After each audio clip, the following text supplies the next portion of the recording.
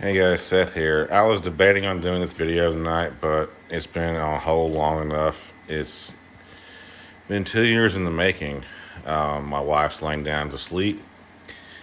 Everything is quiet, so now is the perfect time to explain just what was going on with me, why I lost all my swords, and what actually just happened. I know a few people speculated, didn't know what was going on. There's a few people that know. Eric knows. So I'm just going to get right into it. Why was the Kaneie Black Wasp the last sword I kept? Why was it the one I refused to sell? What happened to me to cause me to lose all my other swords except for this one?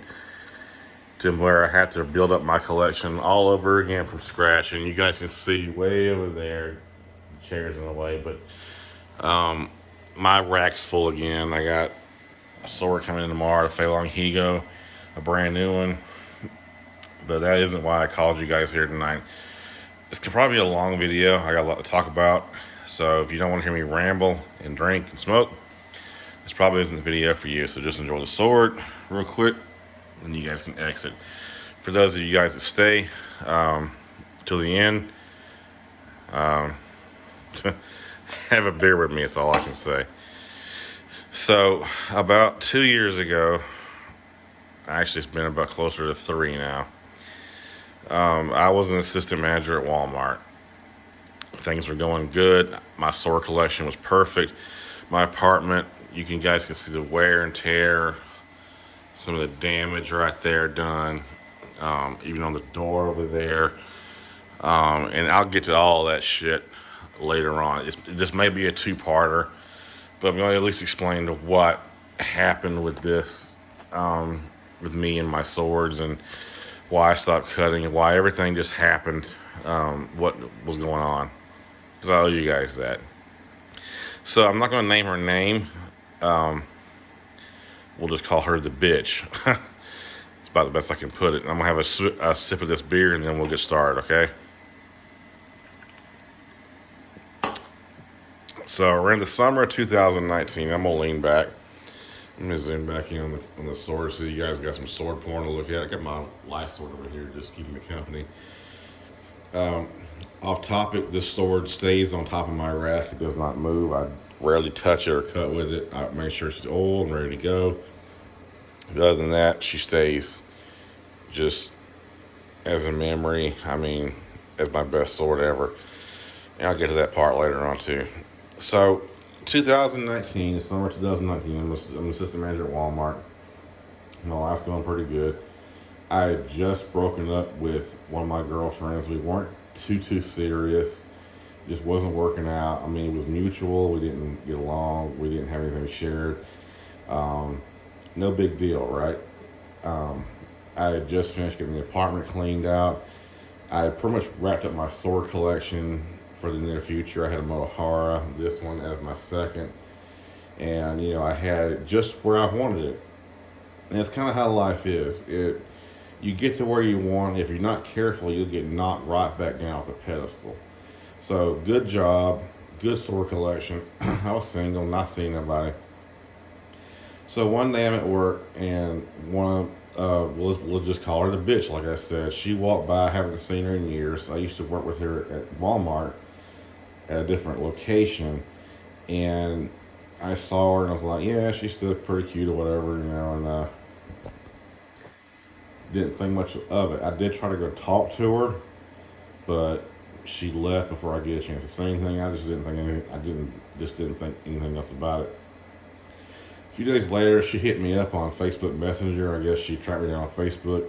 I guess she didn't have my number, and she was really being weird. She wanted to hang out like right then, in a hurry. Just like seemed like she's in a hurry to get into a new relationship. Now that I'm looking back at it, hindsight's always 2020. Of course, back then I was single, hadn't been seeing anybody, a little bit younger, having to learn some things. And let's see here. I'm getting messages on Facebook, but that's cool. Overview of the sword while I run my mouth about my ex.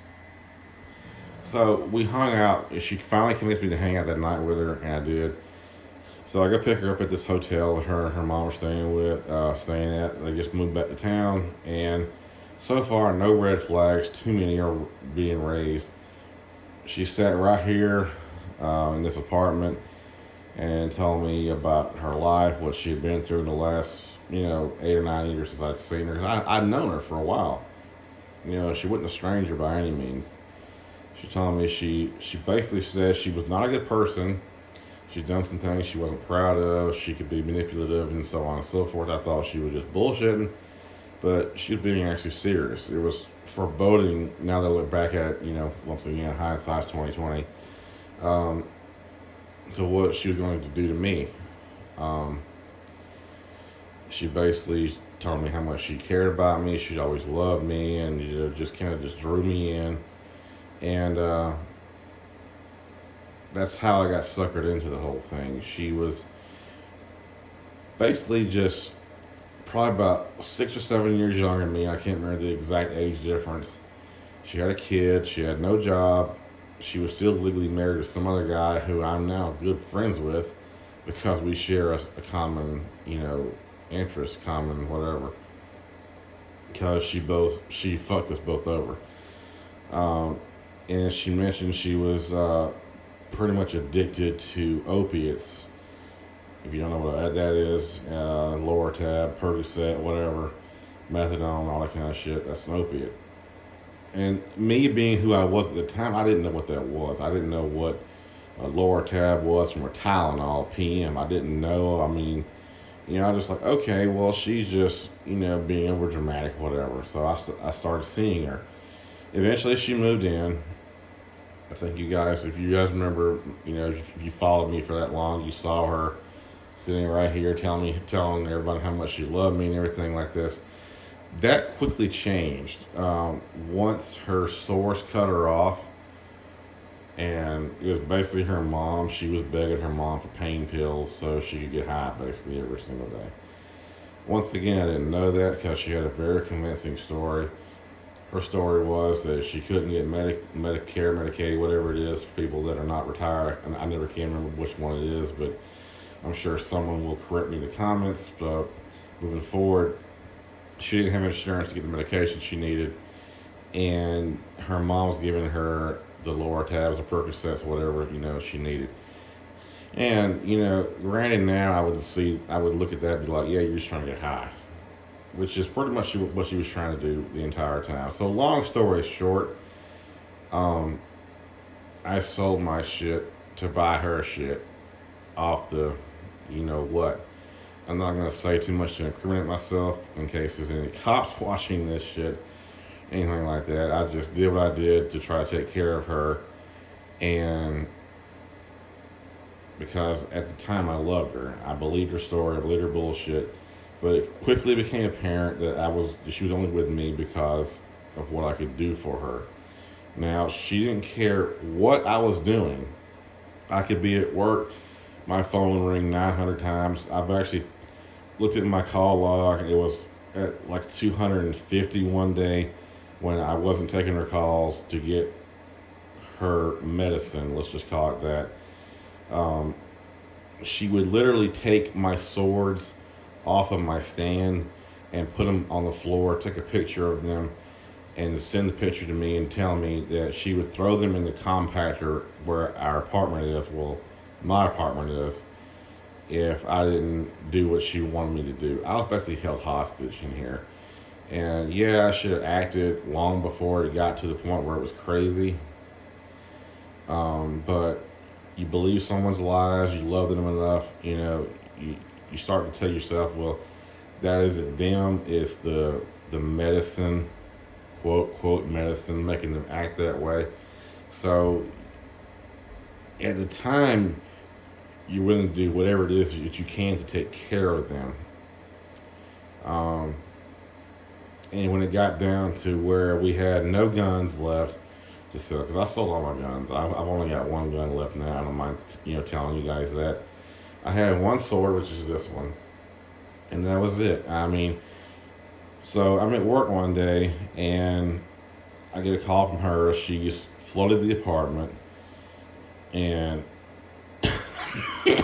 excuse me. So I come home, and she did get a prescription for migraines, which is what she was telling me that she took the other stuff for. She took her entire script in one day, which was 30 pills, one pill a day. She was barely able to stand, and when I got in here, she was violent, cursing me, cursing her mother. We won't get into her child being around. And so basically, that's when I said I had enough for the very first time. I left here the next morning, and she literally chased me out the door. You guys see this right here? You wonder why I have this? I bought that bar when I first kicked her out because she had a key. And it took me a while to get the locks changed. I still use it just because it's some added protection. Because the bitch is crazy, and I was scared she's gonna come in here while I was asleep one night and attack me or, one of the animals I had at the time or whatever. But anyway, back to the story. So I just left. I told my parents, I said, I need to come stay with you. I said, I'm kicking her out. I can't say her name. Well, I don't want to say her name. So she agreed to leave finally, after some much debated whatever. I blocked her number on my iPhone, and when I checked it like a day or two later, there was probably about 40 missed calls. There was about 5 or 6 voicemails telling me I better come home or she's going to start to destroy stuff. Now, if you look down there on the bottom of my entertainment center, there's a PlayStation 4. It's still lit up with Ghost of Tsushima right there. You saw on pause. It's on the map screen. She took that out and hid it in the dresser in the bedroom. I had enough sense to lock the Kaneie Black Wasp katana in my gun safe, and I had the key with me. When I came back to the apartment over the weekend with my mom, she came up here with me, and that woman was gone. I keep wanting to say her name, I won't say her name. She had tried to break in my gun safe to get this out to hold it against me, like hold it hostage. There was a knife with a broken off tip by the gun safe.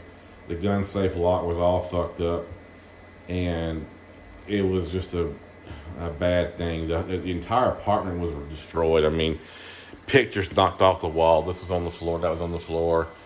Cushions on the couch on the floor. I mean, PlayStation 4 missing. Just DVDs everywhere. The animals she had gotten into the trash. The chair was knocked down. Just all kind of crap over here. It took me days to get the apartment cleaned up. So, I think I'm going to end the video right there. Right here. And pick it up on a part 3 so you guys can hear what happened up until the end. But that's pretty much the end of the Kaneie Black Wasp story. Why it was so important to me. The reason it was so important to me was because the sword never failed me. I tried so many cuts with her, trying to get it to fail. Things that I would fuck up on with other swords, and this thing just went right through it. It never failed. Empties, it's never failed on empty. Pool noodles, never failed on pool noodle. I mean, it is the perfect sword for me. That's why I treasure it so much. I keep it on top of the stand. I maintain it, but I don't really cut with it that much because it's something that I can't replace. They don't make these anymore. You can't buy them. No one ever has them for sale. I got lucky when I saw this posted for sale on Complete Katana, and I jumped on it. So that's why this sword survived that hell in the Moto Horror, and the rest of them didn't. So we're going to end the video right here. I'm going to pick up what happened after I kicked her out the first time. And you guys have a great one. If you guys want to hear part 3, let me know down in the comments. If you don't give a shit, then you don't give a shit. So we're going to see you guys next time. Peace. And you guys have a great one. Be safe out there.